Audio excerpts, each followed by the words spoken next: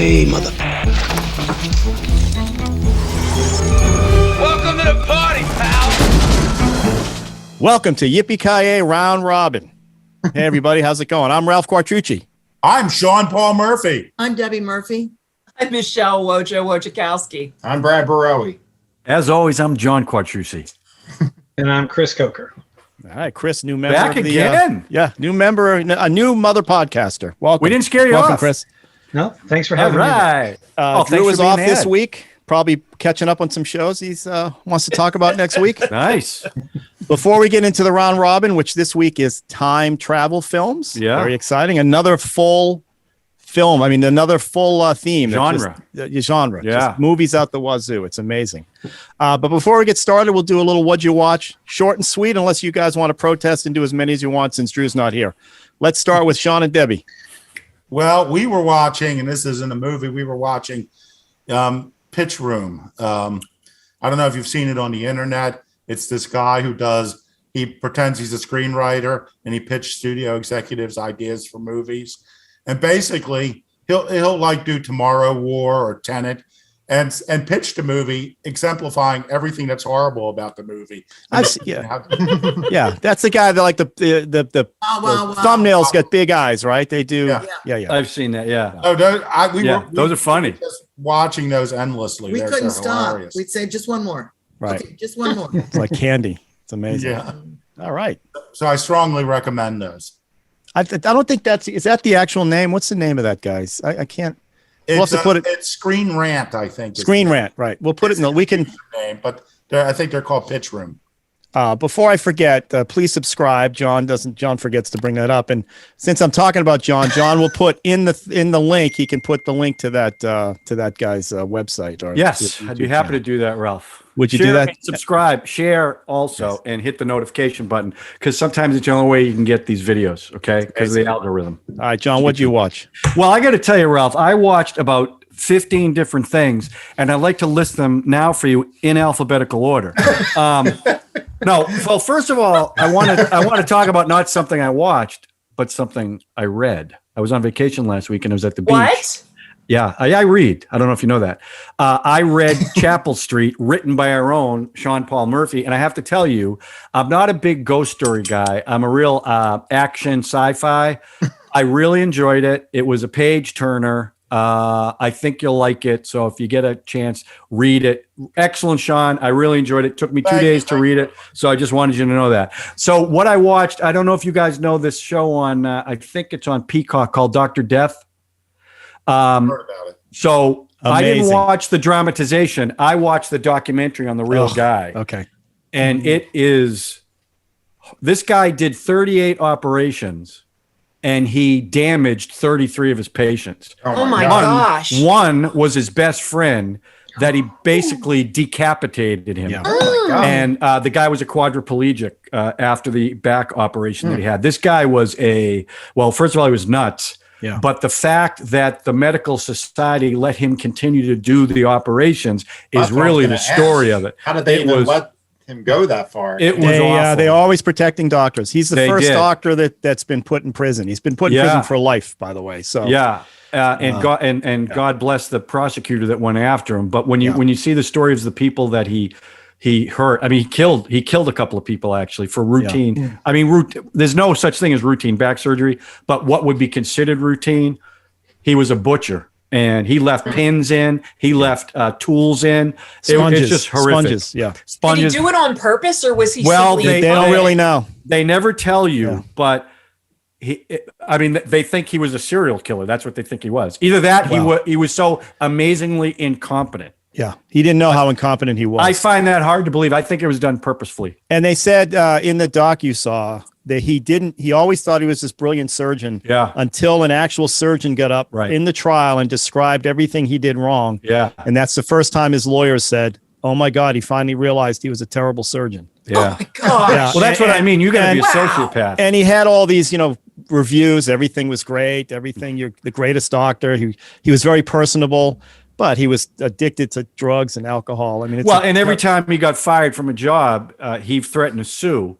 So as part of the agreement, they couldn't say why he got fired. Oh so my he could God. he could It's an go to amazing another story. hospital. Amazing It's story. and I'll tell you what, it makes you think twice about getting serious surgery. I mean, it Any was just surgery, awful. Anything. anything. Now, when you look at a doctor's review page, you're like, Yeah. oh, maybe not. I don't So know. that's what I watched. Good. That's on Peacock, right? Peacock, yeah. Wojo, what did you guys see? Well, we watched something a little happier than that. Okay. We finished up Friends. We told you guys that we have been watching Friends. We finished that up. So we started 2 different comedies. One is called Better Things. It's on Hulu. It stars Pamela Adlon, and she plays. It's probably based on her own life because she plays a. Well, actually, she's not. Is she divorced in real life? Okay, it doesn't matter. She plays an actress and a voice actor in Hollywood who's raising 3 daughters. And it's hilarious. It is just really, really good. And if you don't know who she is, she's most famous for being the voice of Bobby Hill on King of the Hill. She was also. He's also been in a lot of other. She kids was like shows Californication. Louis' wife.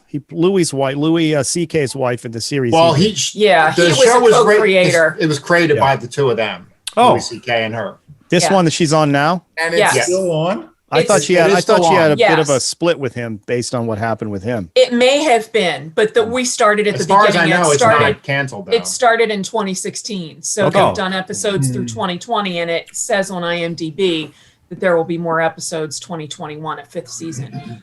So we enjoyed that. Actually, okay. We've watched the history of the sitcom on CNN. Have you The seen history that? of the sitcom?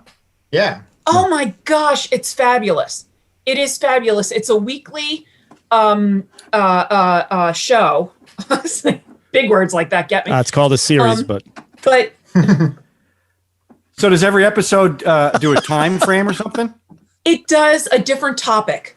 Right. So one of it was about Friends, not Friends the show, but Well, Friends. the first episode was kind of focused on family sitcoms. Because that's how they they talked started. about I Love Lucy, and then they kind of moved their way up to, so it was over decades. And then they did one on Friends, and they did one on Workplace. the workplace. One on. So I can't remember. Yeah, but so it's really good. It has been good. I'd give it a watch. I'd like to see that. okay. And then the last thing, because That's 3. She is no, actually, this is going to be the 4th. But taking over for Drew. yes, I We am. are. Okay. We started watching Veep. We did not watch Veep when it was on. It's on HBO Max. Oh my God, is that hilarious? That show is so funny. And now I wish I had watched it when it was actually being filmed here. It was funny. The first episode, this guy walks in very briefly, and I said to Brett, "Oh my God, that's David Du Bois. That's David Du Bois." And he said, "Who's that?" And I said, "Crabs for Christmas guy." And so I'm sure there are a lot of people. The guy who sang the song "Crabs for Christmas," Yeah. Dave Du Bois. Oh yeah. Oh, that Dave Du Bois. Oh, crabs for Christmas. Yeah. No, I had crabs for Thanksgiving, but I don't know what. the Okay, medication great. took care I'm of sure it. Sean and Debbie know who it is. And that Julie Louis Dreyfus. She's Dave going to Du go Bois somewhere. was in one of my movies. Oh, ring the Yeah. bell. There Ring you the bell.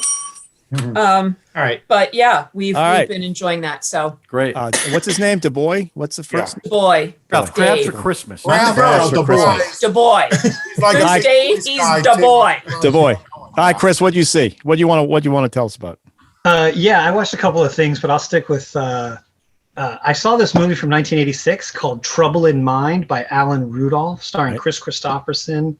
I think it's David Carradine and Laurie Singer and Genevieve Bujold. I have a terrible French accent. So. Trouble in Mind? Is that what Yeah, you that's said? yeah. Yeah. I never heard It's of it. I actually saw it back on videotape, like in the late 80s, early 90s.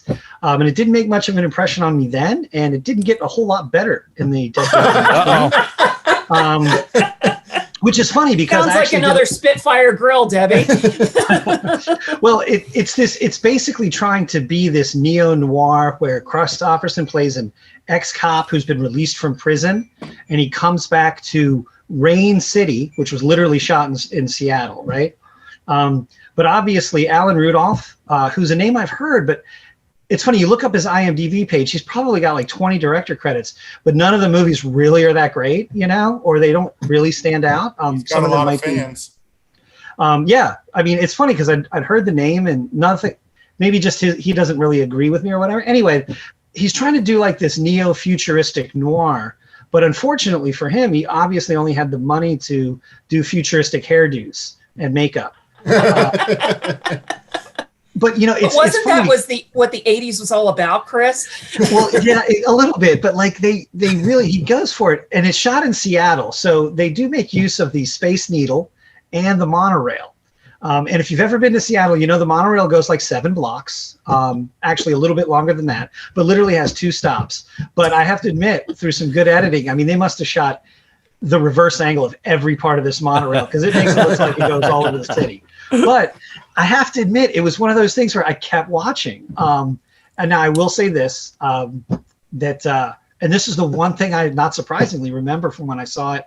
If you were to ask me about this movie, I'd be like, oh yeah, isn't that the one where Christopherson gets out of jail and pretty much rapes his ex-girlfriend in like the first 8 minutes? And you're like, yes, it is. Maybe that's why I was never on this guy's side. And it's like, I watched it again and you're like, yeah, that was definitely like, it was a really uncomfortable thing. And it just never, I don't think it ever really recovered from that moment. Cause I remember that from that's like, funny. Is that looking in your 2021 eyes, or because back when it played back in the day, it was like nothing, right? Well, it probably wasn't, but I can honestly, I could tell you this. If you were to ask me about that movie 3 weeks ago, that's the one thing I could have told you about it. Oh, so like from when I watched it as a teen, and don't get me wrong, it wasn't super graphic. And it's one of those weird kind of pseudo things where like he starts forcibly kissing her and then she kind of kisses him back. But then in the aftermath, she's definitely not okay with it.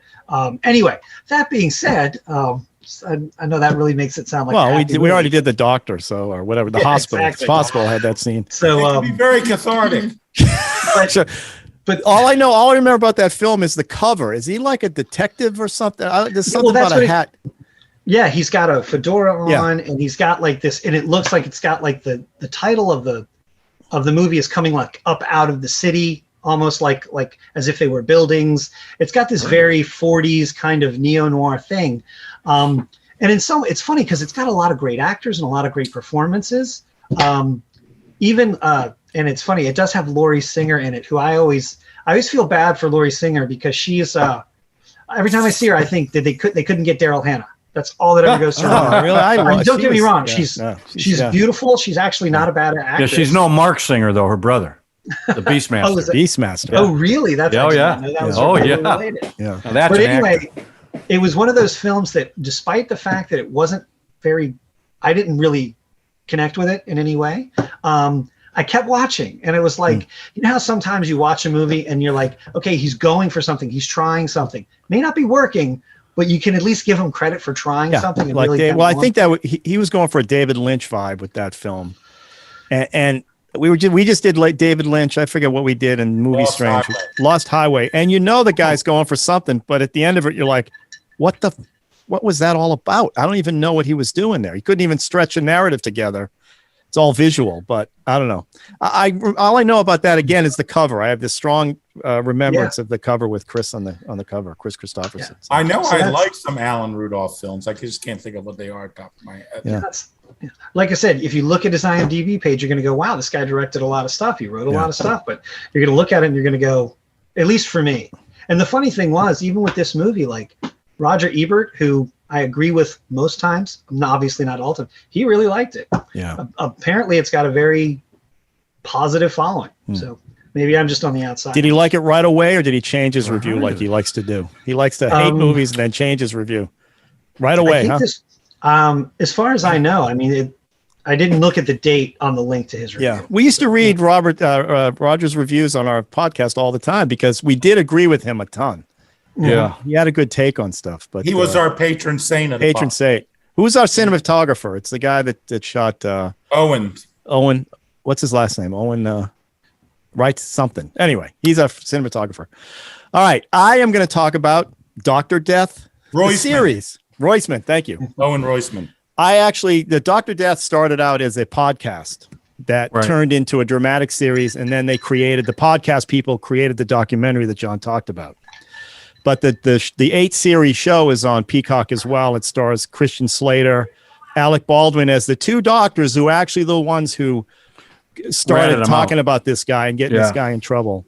And I don't know the actor who played the lead, the Dr. Death, was a guy from Dawson's Creek. I never saw it. James Vanderbeek. No, I know that guy. Joshua something, is that his name? Yeah, maybe.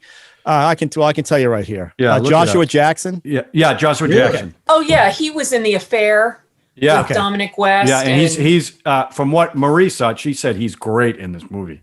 The series is unbelievable. And Christian Slater, you know, he just did the one, the other one, the Dirty John. Yeah. He was so likable and so, and I guess he really played that. He met the doctor after the show. I heard a podcast. He did such a good job playing this guy. I was amazed. I think Christian Slater's got a bit of a reconnaissance, like a reconnaissance happening. He's sort of getting super popular again, and he's doing a great job in these. And this Dr. Death is riveting, and it does make you a little wary when you go on doctors' websites now, because this guy, for all intents and purposes, was brilliant, according to him. Right. And like John was saying, all the hospitals, because neurosurgeons, he was a neurosurgeon, bring in $2 million a year. Yeah. And you know, also the opposite is true. When you find a surgeon that you can't even stand, it's such an idiot, and then you find out his work is excellent. Right. And that's our experience. Well, there's a scene at the beginning of the series where Alec Baldwin has to do a cleanup on one of his surgeries. Mm-hmm. And it's really what predicated the trial. He actually got convicted of elder abuse because one of the victims was 65 years old.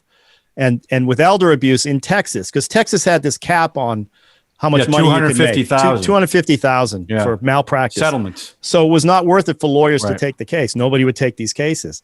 They bring it to the DA, and the DA, this woman figured out that we'll do elder abuse, because elder abuse you can get in prison for life. And they want it, and they put him in prison for life. It's like amazing. Al Capone getting picked up on tax. Yeah, exactly. Kind of. I mean, this guy brutalized a bunch of people, and the stories are just. And the doc that John saw, you're actually seeing the real people. That was, including his best friend, who he turned into a quadriplegic. It was. Well, he must have done some successful operations. Yeah, he didn't have many. He did 5 out of 38. 5 out of. He didn't have many. He only did surgery for 2 years. Yeah. And he brutalized 33 of the patients. Yeah, he was a researcher. He was a researcher. He was a brilliant. The guy was, he's very intelligent, very personable. But every surgeon that ever worked with him knew he was a hack, and he didn't know what he was doing. That's amazing. But nobody. Anyway, you should see it. It's on Peacock. Yeah, it took that long to get. Yeah, scary. Yeah, but it was really good. And you implicitly trust your doctor. That's the thing, because you just assume that they got this far. Nobody would let him get this far if he wasn't any good. And turns out not so. Oh, speaking of that, I forgot to mention I had a root canal yesterday.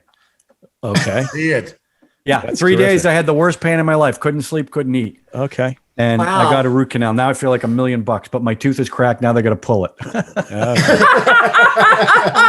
I do those myself. I just myself. I just thought I'd bring that up. All right. So, all right. Well, that's a good way to start the round. Let's go back in time, shall we? Got to get back in time. So this week we're doing time travel films. Yes. And last week we did, or last episode we did teen comedies, which had a time travel film in it. Yeah. So knowing that, we're going to start with Debbie, because Debbie brought the teen comedy time travel film. What'd you bring this time? Thank you so much, Ralph. You're welcome. For letting me go first. I love it. So it's Peggy Sue Got Married. Yeah. And when last week was going to happen, I was going to do that one. And but I'm glad I get to bring this one, because Kathleen Turner, loved her in this film. She was discovered by a friend of ours. She was scared to death to go on stage, where Steve Yeager pushed her. He said, "No, you're doing it. Here you go." And he pushed her onto the stage, thus becoming a star. Is she from Baltimore? Yes. She was discovered. She was discovered in Baltimore. I believe she went to UMBC, where Steve was teaching. Yeah. I have a slight connection with Steve Yeager. You throw him out of a party?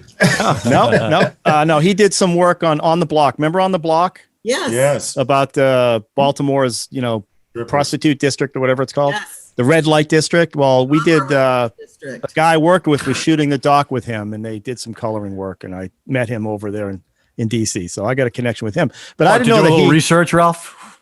Hey, Do a little listen, research. Somebody Yeah, had I to get go it. to the red Totally. light district. Yeah. All right. So Peggy Sue get married. What's the? I know it's a time travel, but what happens in the film? In a failed marriage, it starts with a failed marriage. She's married to Nicolas Cage. Yeah. Who is great in it? Who is great with the big teeth? He was great in that movie. He plays a great role as a teenager. And, they go back into what causes her to go back. The device is her heart.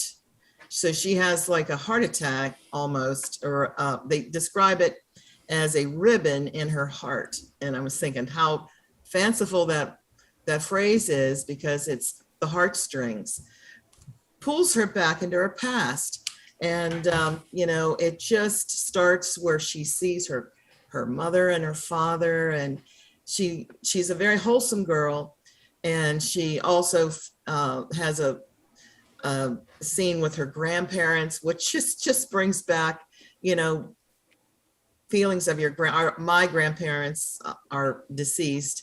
But when you remember your grandparents, in that film calls you to do that, it's just a wonderful feeling of going back into the past. I'll say one thing about this film as opposed to other time travel films, which mostly have male protagonists. This is a rare one where it's female protagonists. And, it's Francis Ford Coppola. Yeah. We haven't even talked about Francis Coppola. Yeah. Right. But like, this film is sentimental in a way that most time travel films are. Like Debbie mentions the grandmother scene. I mean, she's really sentimental about seeing her sister, your little sister, young again. But at one point, the phone's ringing, and she picks it up, and it's her grandmother who had died, in her life, had died decades earlier. And she's like, she can't even speak. She's so overwhelmed by hearing her grandmother's voice again. And this is the kind of thing you're not seeing, even, you don't see in a normal time travel movie. So it's really sentimental. It's really sweet. I liked it better now. I loved it because when I saw it, because we're older and we see the grandparent thing, and then you realize in this movie it deals with death in a way, because you go back and revisit your grandparents. And my little granddaughter told me today, broke my heart. She said, "Grandma, I don't want to say goodbye to you when you go to heaven. I think about that every day. She loves me so much." And I really want to get healthy to, live a little bit longer, because she has this love for such a connection to a grandchild. It's just tremendous. And it just this film is just so wholesome. And, she spoiler alert, but she goes back into the future, and she works it out with her husband. And they get back together. It's just a amazing tale. And I like that they didn't age her up in the present, so that when she went back in the past, she would be young, because she's a woman. She's not a teenager in the movie, right? Mm-hmm. She's a full-grown woman, and she was the same woman she was in the future. I kind of like the way they did it. An early role for Jim Carrey too. Yeah. I mean, Nick Cage, they changed. I think they gave his head a pompadour. Yeah. Right, he had the big hair. Yeah, I remember two things about this film. One, it was directed by Coppola. And two, Nick Cage had that affected. He always does something in a film, and he reminded me it was his teeth and just some of the. But I think what he said was that his inspiration for the characterization was Pokey from Gumby and Pokey. Gumby and Pokey. Coppola wanted him to do a straighter performance, but he refused. How arrogant! I mean, Coppola is his uncle. Right. Well, Uncle Frank. Well, he's the same guy that put his daughter in Godfather 3. Godfather 3. And that was the highlight of that movie. Yeah, I guess. But I do remember liking this film. I don't. It's when it came out, 96, I think. No, much earlier. It's earlier, 80s, wasn't it? Did? It was 80s. I'm sorry, 86, 1986. What?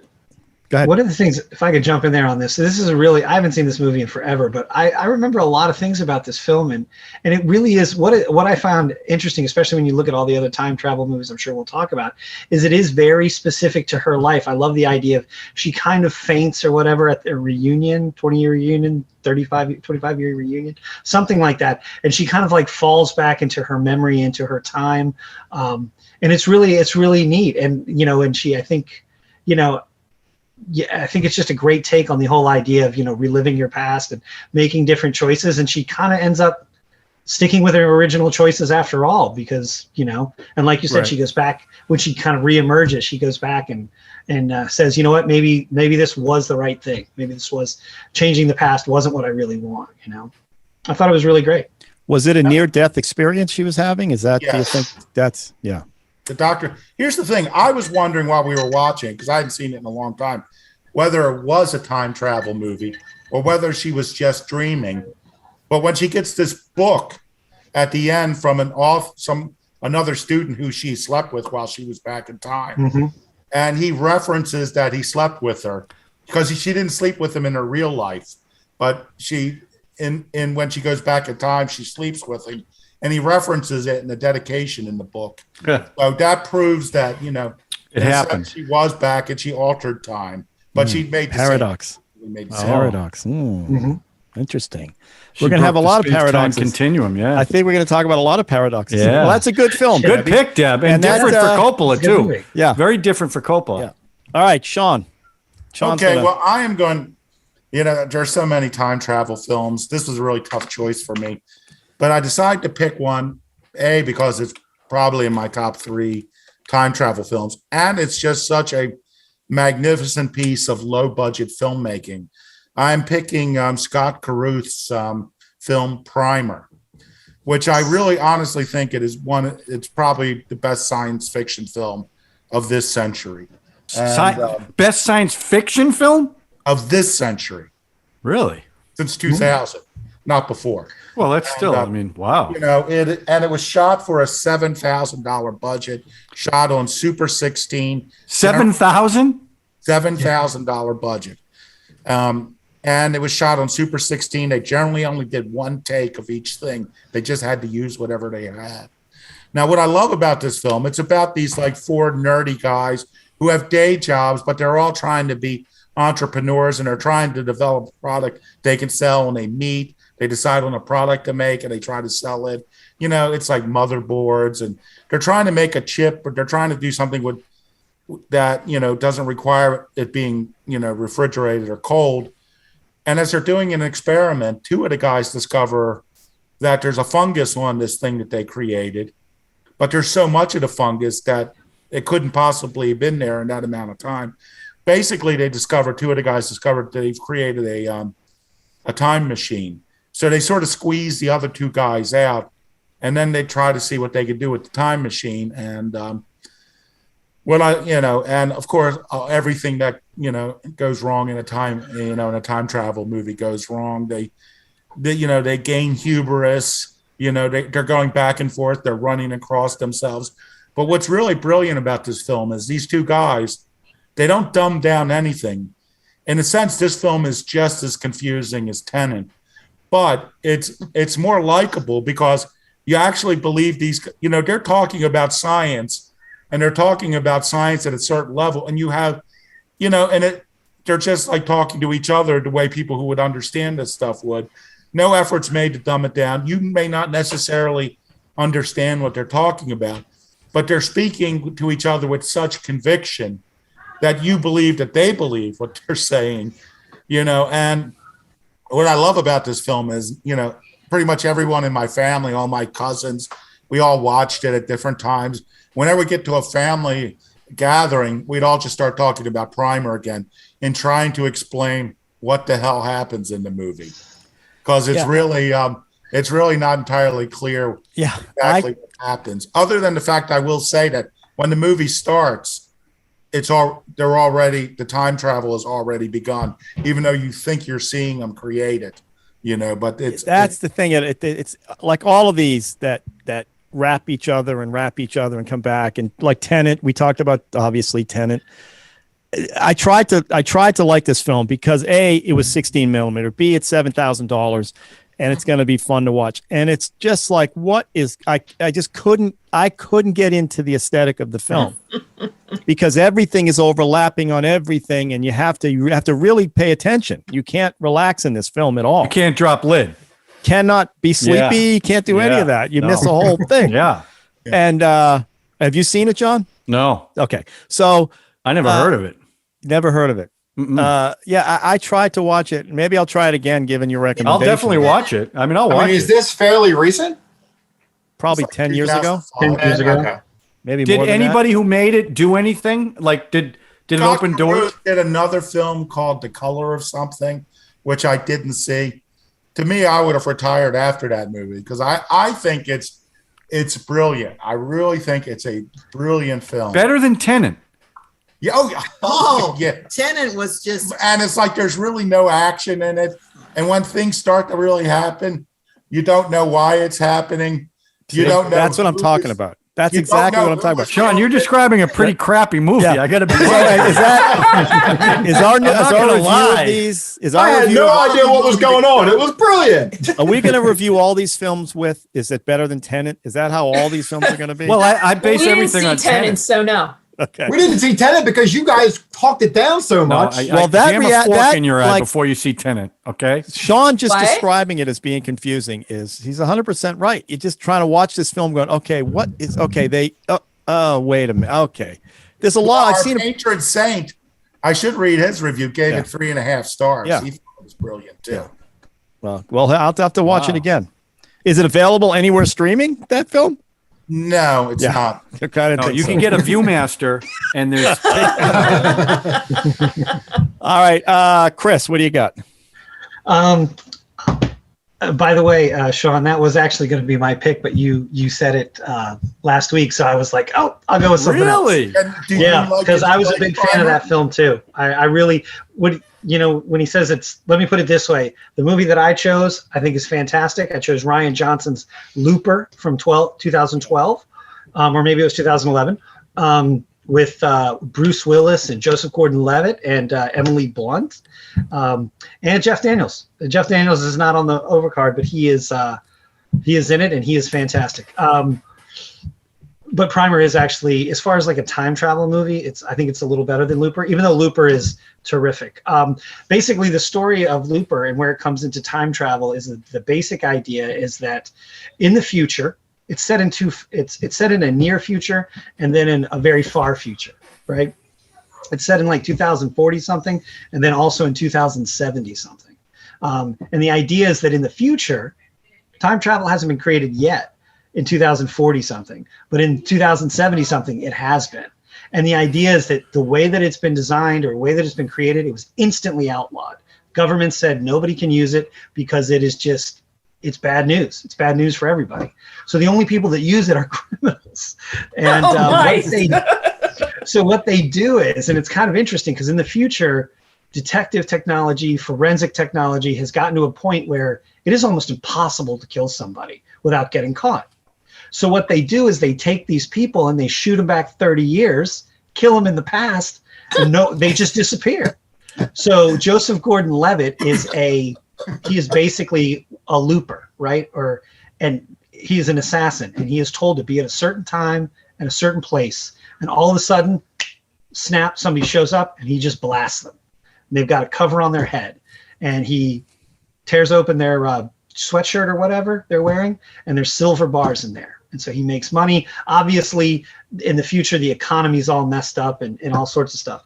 But what happens is, at some point, the criminal organization from the future decides that they don't want the people that know all these dirty deeds from the past walking around. So this guy shows up with the mask on, you shoot him, and when you open up his jacket to get your payment, it's full of gold instead of silver. And you just killed yourself from your future self. So you've got 30 years before they track you down. Anyway, so it's this really crazy idea, right? I think my head's gonna explode. Yeah, but it actually, when they kind of break it down and they explain it, it really works. It's got some great, like I said, Jeff Daniels is in it. And one of the kind of the weird thing about it is Joseph Gordon-Levitt and Bruce Willis play the same person.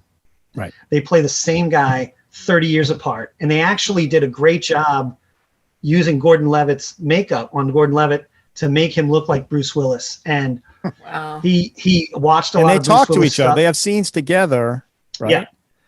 They In, have scenes in together. diners and stuff. Yeah, they have scenes Yeah. where they're, yeah. And So- what he did was he like mimicked he really studied his mannerisms. And there's a great scene the first scene he has with Jeff Daniels, because Jeff Daniels is this guy who came back from the future to set up the whole Looper program, right? And it's a one-way trip. You cannot go back and forth. And it's always 30 years, 3 days, and 8 minutes or something like that. So Jeff Daniels is back here, and he's the guy who set up this whole thing.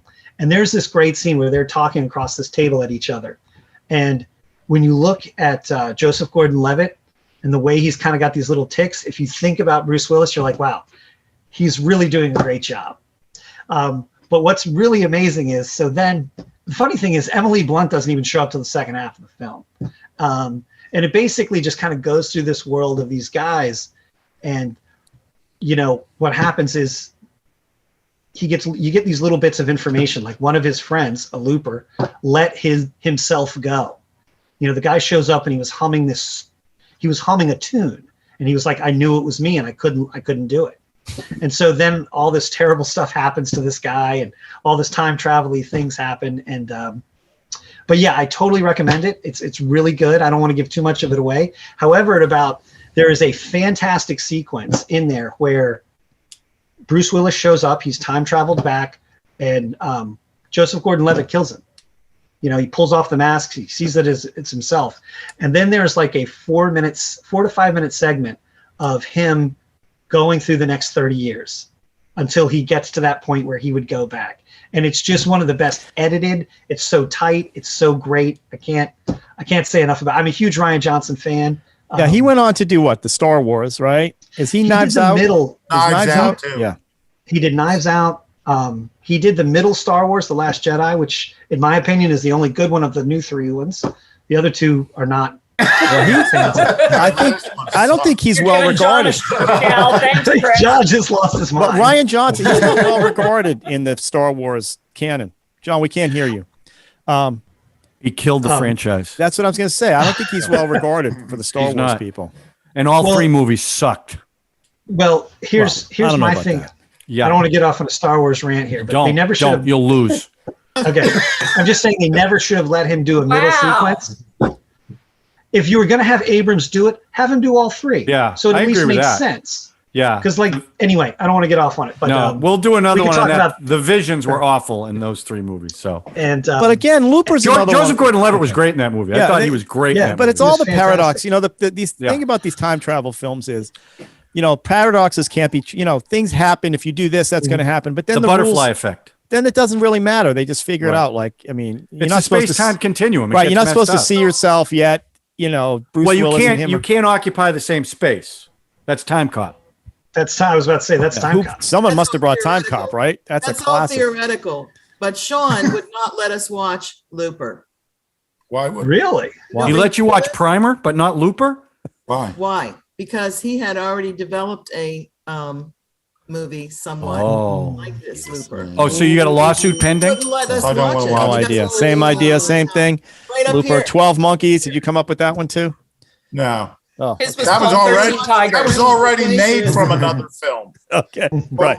Yeah, that was a French film, right? Right, that's right. Yes. Plagiarize anybody in their mind. I mean, the big thing about Looper was that they made Gordon-Levitt look like Bruce Willis. That was the big pitch in that film, and that was probably like him. He definitely had his mannerisms. I mean, that may have been Bruce Willis's last best film, or maybe I was going to say it wasn't Breach Bruce Willis either. He started going down. It was when Bruce Willis was still cool. Yeah, sounds like an Interloper Looper.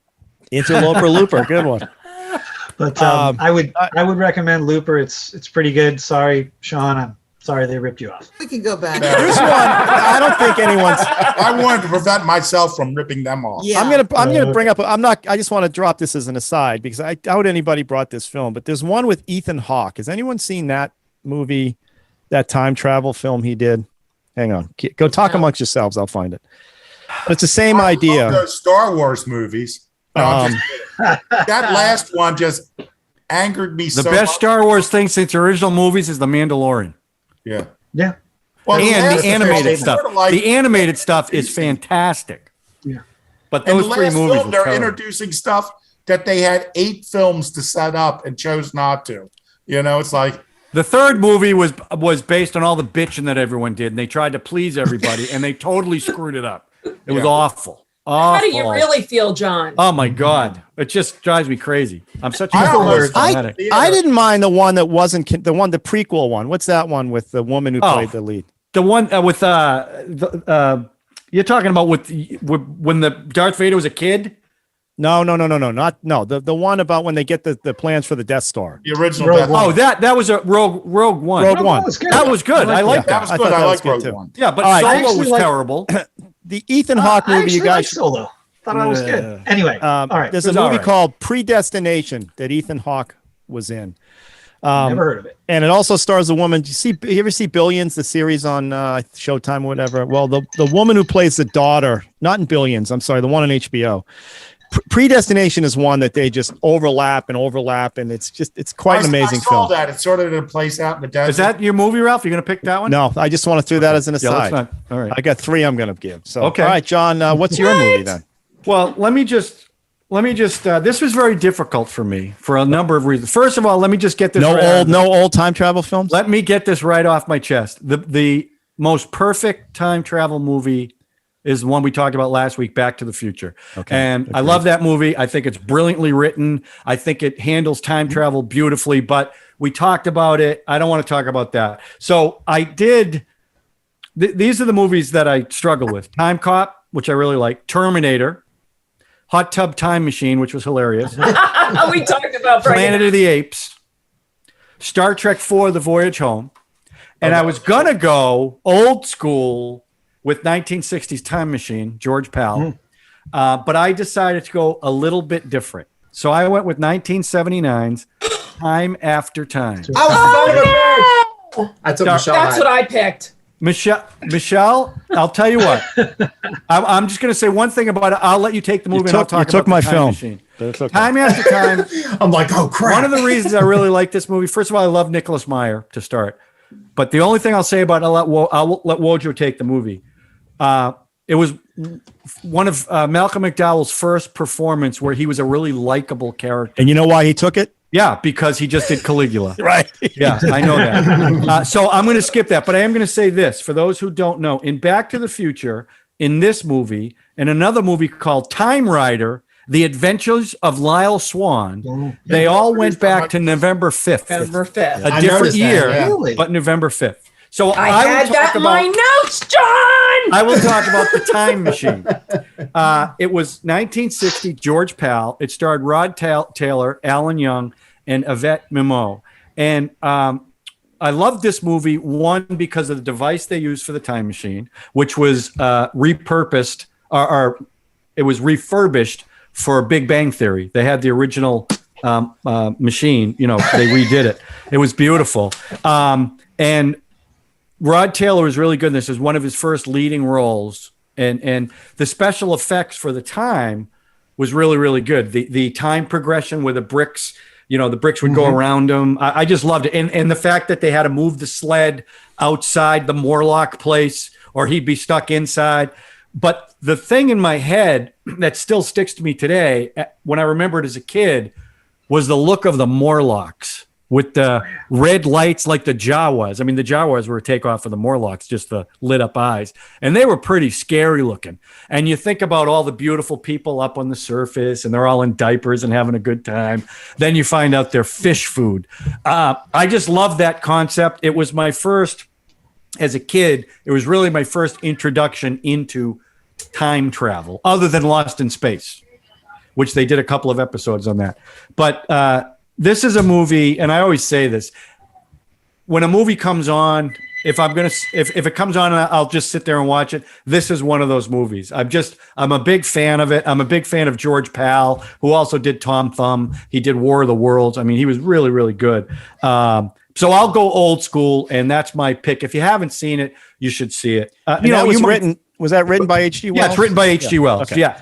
In fact, Time After Time is about H.G. Right, Wells. So, right, yeah. H.G. Wells was pretty happy. Well, not happy about it. The script. He was dead. Yeah, no, I'm saying the script. I know, no. I'm saying the script wasn't exactly what he wrote, but it was still, I thought it was really well done. And it kind of catapulted Rod Taylor, too, because from then on, he was definitely a leading man. So That's the one I recommend. I don't have to go long-winded about it. Good but- transition then to Wojo's Time After Time. Yeah. So you got that, Woj, okay? Mwah. Well, thank you. You're welcome. For a second, after I chose this film, I was scared for a little while that I had a Freaky Friday and somehow Ralph or Sean had inhabited my body because I decided to pick a movie from the 70s. 79. I mean, very late. Yeah, very late. Actually, I mentioned this to a friend that we were doing time travel, and he said, "Oh, I remember this movie, Time After Time. I remember seeing that." So I hadn't seen it, so I just thought, well, screw it. I'll watch it, see what it's like.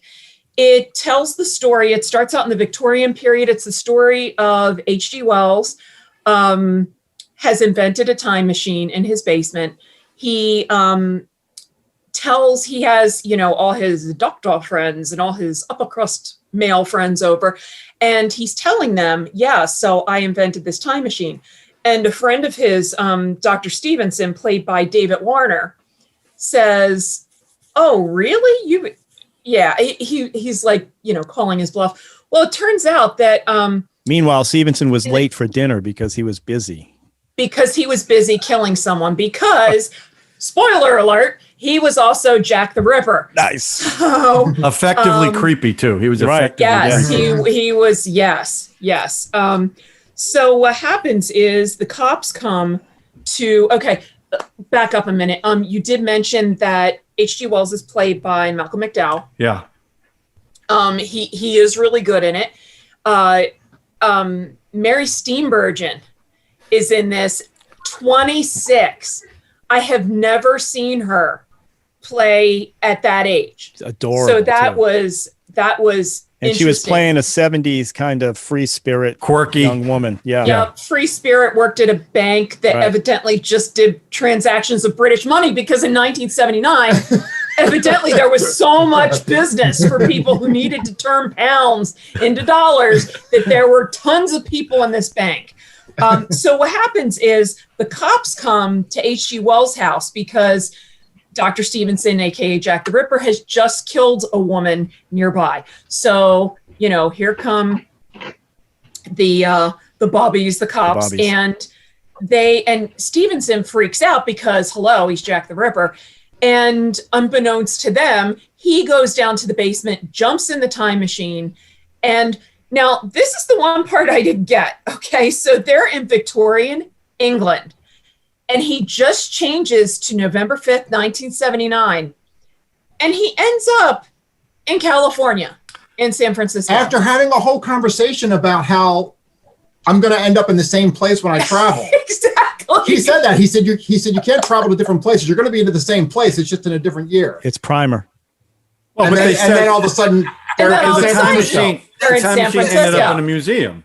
Yeah. In an H.G. Wells exhibit. Right. Exactly. So that's how they in San Francisco, right? Right. In San Francisco, right. So, so Malcolm McDowell goes down to the basement, sees, my time machine's gone, realizes what happens. He realizes he has to go to 1979 to save the future from Jack the Ripper. And what did he have? How did he get there? I can't remember. Well, I think the time machine somehow came back. Yeah, because didn't you need the key? You needed the key, Oh, or it automatically right. came back. Key. Right. Right. If you go without the key, you can't get back. Right. Which Jack the Ripper doesn't care about because he's Jack the Ripper. Right. So he goes to 1979 dressed in clothes from Victorian England. Right. He but before that, he takes all the jewelry he can find in his house. He asks his housekeeper for all the money she has because he doesn't know how much things are going to be in the future. And he cashes all this money in, and they're like, oh, here's $25.46 or something.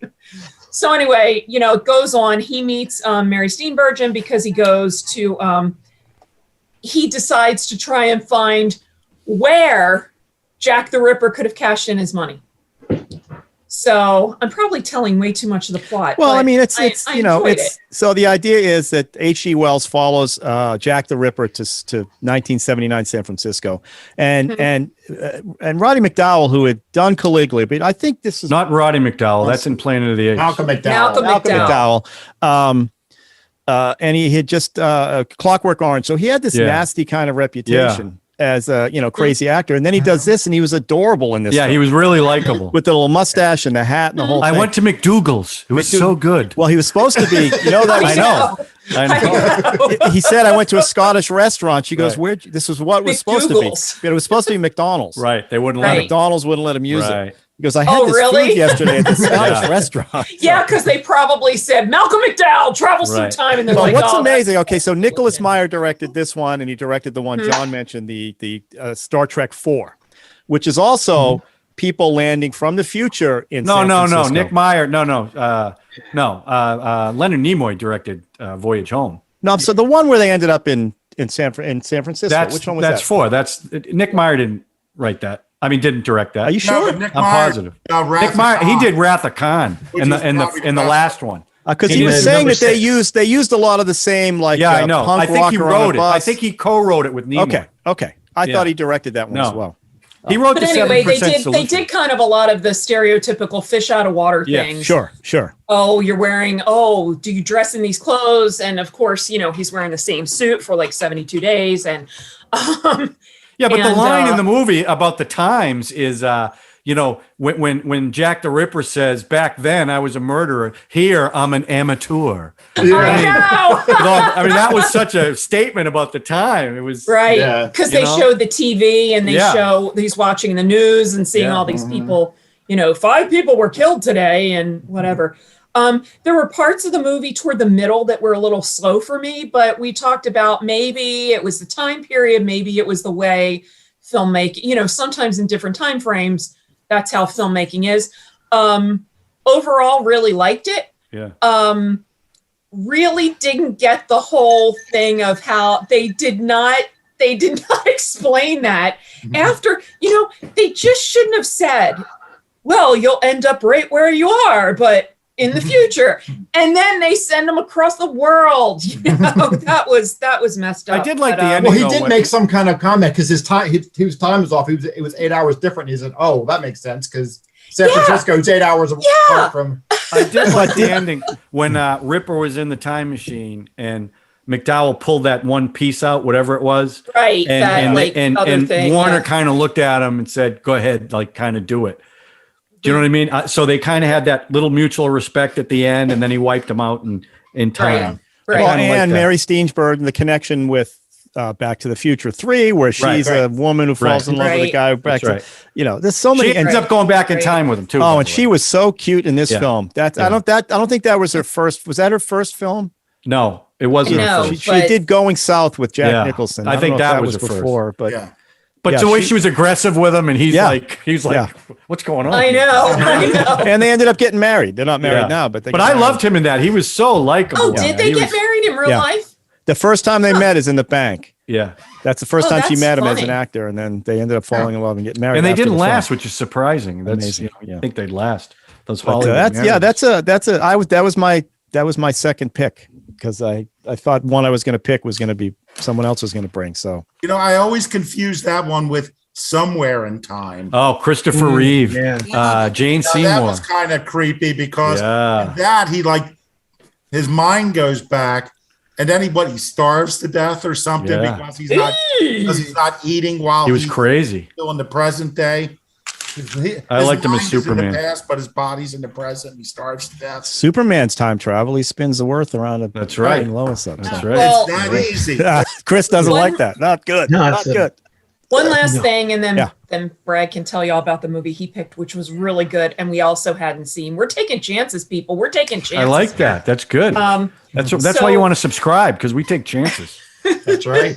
Well, since I actually prepared for this, and then John took my best note about November 5th, I'm just going to say, I was wondering if you were going to take it.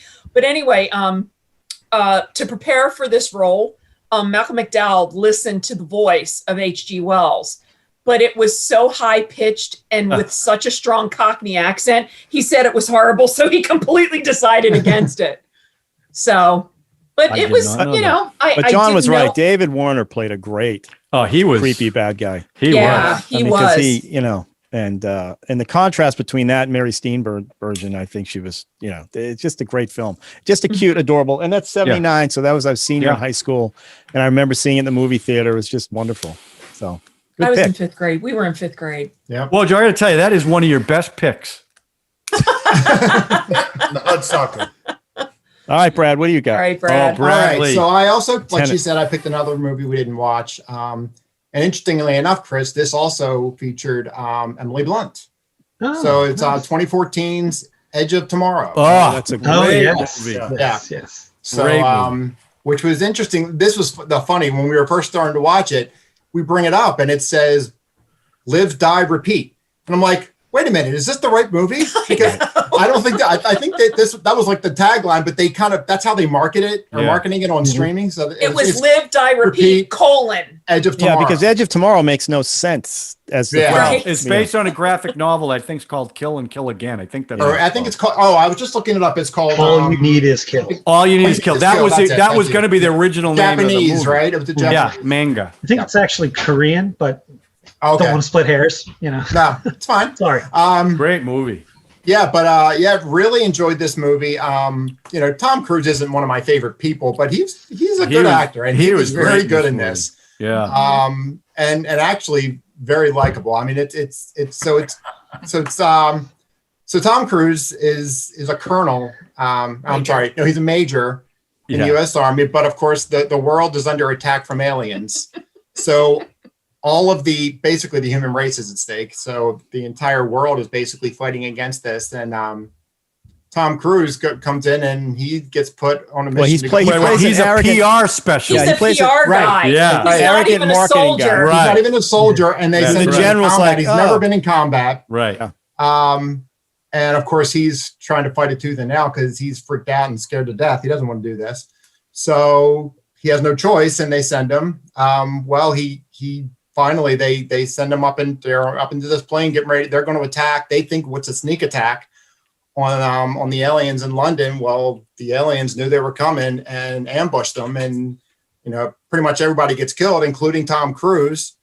But surprise, surprise, he wakes up back at the beginning of all this. Time again. loop. It's like, wait a minute, what's going on? So it's Groundhog Day, Yeah. except With with aliens. aliens and all this stuff. So It's So, it's so a perfect encapsulation of a first shooter video game. Yeah. Right. yeah. Yeah. Which is you Oh, die yeah. and you learn step. You get to that Yep. step, you and die. that's exactly how I envisioned. Yeah, that's how I thought of it.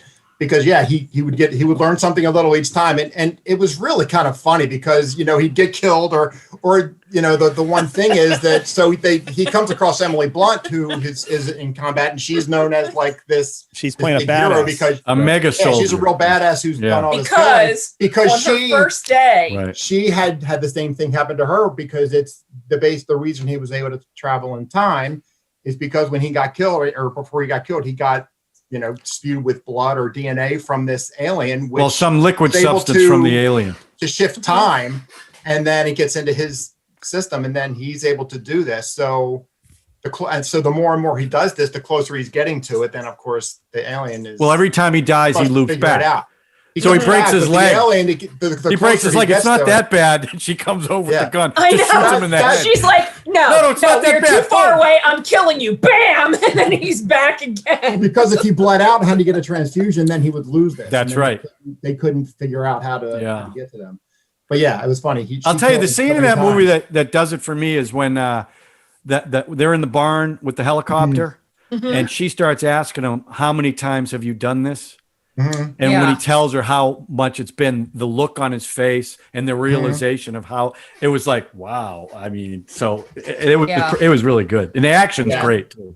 Yeah. But Who's that? Is that I thought Doug they just Liman? handled it really well. I mean, Yeah. It is, right? Liman. Yeah. The way they kept coming back and the way they would repeat some of the scenes and And And they those didn't exoskeleton necessarily bring it suits. back to the same. Oh, the exoskeleton Yeah. suits. Yeah. yeah. But they didn't bring it back like right to when and mention Bill Pullman. Bill Paxton. Bill Paxton. Oh Damn yeah, yeah. I was- Bill Paxton. Yeah, he was his drill sergeant. Sorry, his drill sergeant. Yeah, Yeah. it. From master. Kentucky. Yeah. He was From great. Science, Kentucky. Yeah. When he covers the cards, watch out. And then Paul Gleason was the colonel who sent him over there. He's the one from Sexy Beast. I just realized. Right. Yeah. Right. But Emil Gleason. Is that his name? No, his Neil son. Gleason? No, it's the kid. I think it's Paul Gleason, right? I don't know. They're making a sequel I think to it's that. Brendan Gleeson. Brendan Yeah. Gleason. Gleason, thank you. Chris. That's it. Yeah. That's You But, know, they've talked about it, but I didn't. No, think they're they going to were make it. actually gonna go Emily through it. Blunt said they're going to make it. If Tom Cruise says, let's do it, they're going to do it. Oh, please, of course. I felt that film, it really, when that film came out, was one of those periodic times where Tom Cruise was getting a lot of bad publicity. And I think that really, and I felt bad because I felt the movie was really good and it really underperformed in this country. It may have done See, well. that makes sense now. That makes sense to us, Sean. I'm glad you brought that up because when Brad looked it up and we said, okay, we haven't seen this. And I said, after we watched it and we liked it so much, we said, why didn't we even hear about this movie? Because And it didn't do well at the box explains- office. It got found on cable. Yeah, and part of it was he had just done. Made like $400 million on Yeah, that. but he had just done another one of those. I forget he did Oblivion, or there's another movie that was kind of the same as this, Oblivion. right? Yeah. The same premise. So you see in this one, you're like, well, it's the same one. But when you sat and watched it, it's like, holy shit, this is an amazing film. And again, it really underperformed. It was sad. And I feel bad, like when a star is sort of like takes the heat like that, because then it hurts I think he's doing just fine. I was going to say, if a $400 million movie's, burning out, he's doing okay. But I bet it did most of its money abroad. Yeah, probably did. And I'm sure he made 20 million or more on that movie. So. Plus, again, the title is ridiculous, right? I The think title abroad, was Edge of Tomorrow. I think it was playing Die, repeat, whatever. Die, repeat, I think. Right. I think, and that's how it's marketed on the Blu-rays and stuff now. It's Edge of Tomorrow. Well, I would be more interested in a movie called Live, Die, Repeat because it intrigues you. Yeah. You go, what? What is Edge that? of Tomorrow sounds like a soap opera type deal. Right? I mean, you did say that. And again, I'm not I guess I've become a bigger Cruise fan. I think the Mission Impossible stuff he does is amazing. I can't wait for the next. Right from the first one on, I think he's been. And so I'm not a huge fan, except he's very accessible in this film.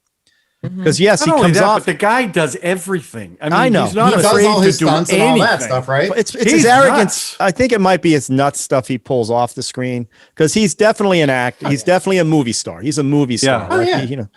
And he's very accessible because at first he's playing Tom Cruise. I mean, that's what he's playing at the very first scene until he's dropped down into the base, and now he's an everyman. And then he goes back to Tom Cruise. Well, by he the also end, gets the shit stuff. kicked out of him for half the movie. It's great. I mean, it's great. And that idea that you start and you go as far as you can, and then that's a good film. Yeah, good pick. Actually, one of the funnier things in there was when he was first trying to escape from when they were doing all the push-ups, and he rolls under and gets smashed by. What'd you do that for? But, a lot of fun. Yeah, all right. Well, I brought a recent classic. That's been brought up already, but I'm going to talk about it anyway. Hot Tub Time Machine. Okay. The unrated version. Yeah, we didn't bring that. Now, the beauty of this is I actually think they came up with the name before they even thought about a film. As a matter of fact, in the film is Craig Robinson breaks the fourth wall when he turns and he goes, "It's a hot tub time machine." Okay. Anyway, we all know John Cusack, Rob Corddry, Craig Robinson, Clark Duke, who's that young kid that used to be.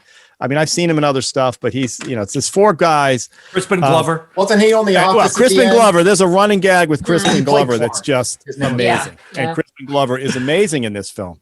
And Sebastian Stan plays the nerdy medical guy who's their nemesis in this film. The 80s villain. It's four guys who are having midlife crises, all of them, except for the young kid who's the nephew of John Cusack, who's one of the guys having midlife crisis. And they decide, because Rob Corddry, they think, tries to kill himself in a car. They decide to go back to an old ski resort they used to go in the 80s to go get the white buffalo. Well, they all talk about the white buffalo. Except they pull into this place, and it's a shithole, right? It's just awful. Except there's a hot tub.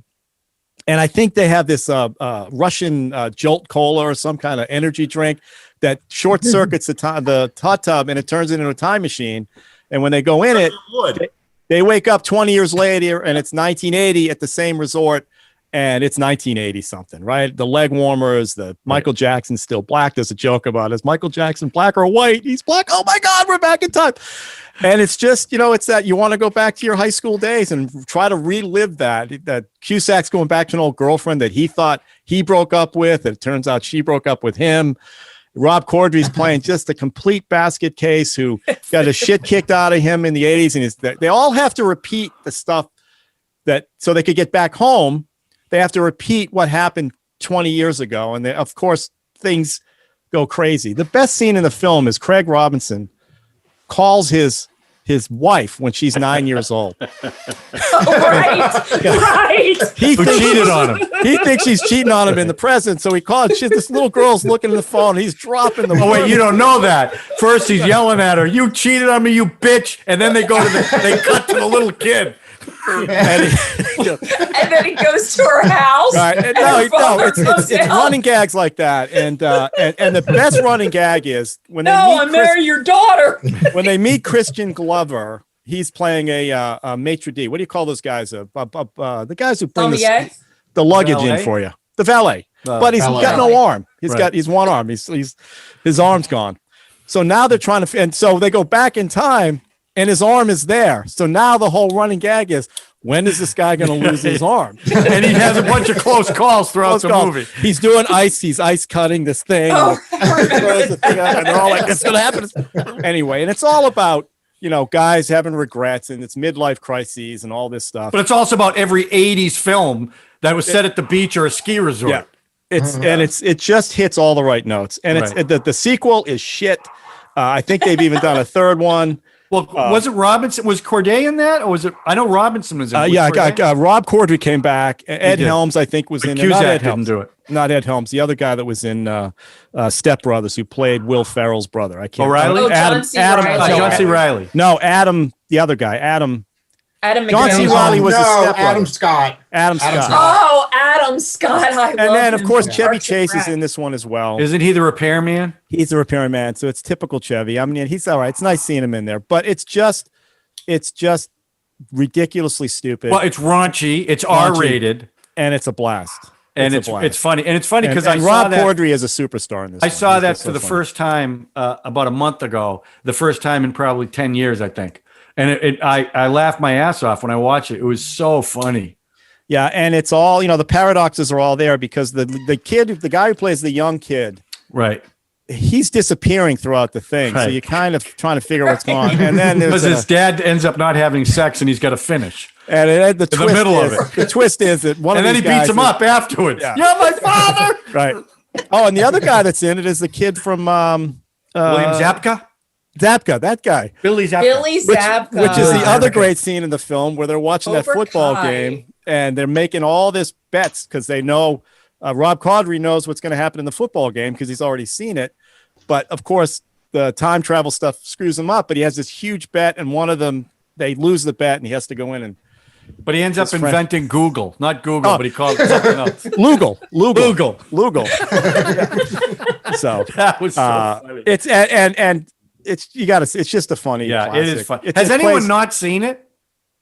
I haven't seen it. Oh, I thought we saw it. I never saw it. Yeah, very. Sean saw it on his own. Is that? I mean, it's really raunchy. I mean, really raunchy. It's not. I mean, it's. Yeah, it is. It's a couple places. It's raunchy. Porky's with time travel. No. Yeah, it's Porky's with time travel. Exactly. Yeah. It's not as bad as Porky's. No, I'm sorry. I'm just kidding. But it's just a fun film. Something I said earlier, and it's been proved out by all the choices, that most time travel films are from the male perspective. Yeah. Even though Emily Blunt, that's true. So okay. It's forcing me to rethink everything now. I was talking with Ralph. I think was both on our short list was Final Countdown. Oh my God! Yes, Kirk Douglas.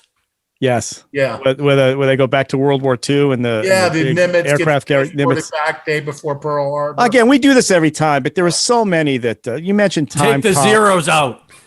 You mentioned Time Cop's another one. Time Cops, I love that. That's my favorite. There's just so many. Van Damme movie. Yeah, but that's not Ted. Your favorite. Bill and Ted. Bill and Ted, excellent. Not the third one that sucked. I didn't think that movie was that bad. Sucked. Oh my God. First two were fun though. collecting a What was paycheck. the earliest time travel movie? The earliest. Ben-Hur. No. Ben-Hur. What was the? I don't I know. don't know. That's a great question. I don't know. concept- I was going to I'm Google gonna it. Google it. She's going to Google it. The concept of time travel is reincarnation, right? Yeah. So maybe, but what, I'm sitting there thinking, were there any in the 50s? I mean, Yeah, there were. I can't believe there that the was a lot time of machine. television. Here, the first 10 time travel films in recorded history. 1921, A Connecticut Yankee in King Arthur's Court. Oh, There you go. okay. Mark Twain. Mark Twain. No. That's the first one, because the next one is 1930, Just Imagine. 1931, A Connecticut Yankee. So kind of the same. So they did another adaptation. Too. Turn Back the Clock, 1933. Berkeley Square, also in 33. That's the old ones. Alibaba Goes to 10. Oh, wow. They could not make that Okay. movie today. Holy Wow. crap. Oh, yeah, that's bad. Yeah. Okay. What's the last time travel movie ever made? Tenet. That could be the last one of Chris Nolan's career anyway, maybe. It's a Wonderful Life is a little bit of time travel, isn't it? I was getting Highlander. Is that time travel? Yeah, Is that Highlander. just- Yeah. Oh, They yeah. Well, Outlander. no, they flash back, but he's no, immortal. Outlander's the Scottish He lives thing. through time. They It's a live TV in They don't. show. They don't Yeah, but travel is back that and time forth through travel? time. Brigadoon. I think well, so, right? yeah, Brigadoon. Brigadoon. All right. Well, Brigadoon there we was go. a Time magical travel, another racer. full. that is a theme. full genre. That's a full genre. and that's not even getting in a brilliant. Now, were there any TV show. time traveling vampire films? I bet there were. I'm sure there are. Alibaba and I don't know.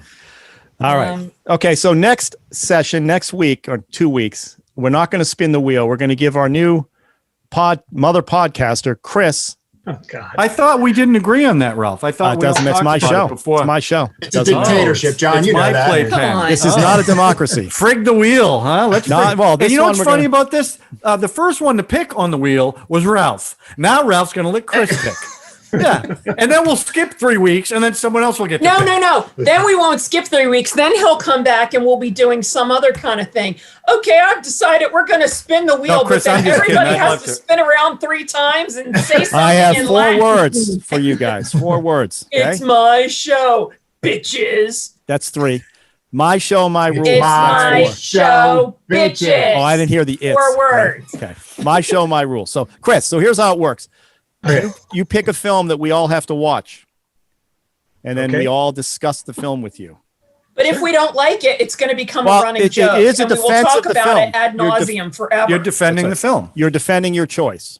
Wow. Okay? Yeah. So I'm not picking. I'm He's not like, going to wow. pick Trouble in Mind then. Don't pick Trouble in Mind. You You don't have to can. pick it now, but you have to You give us a can. little.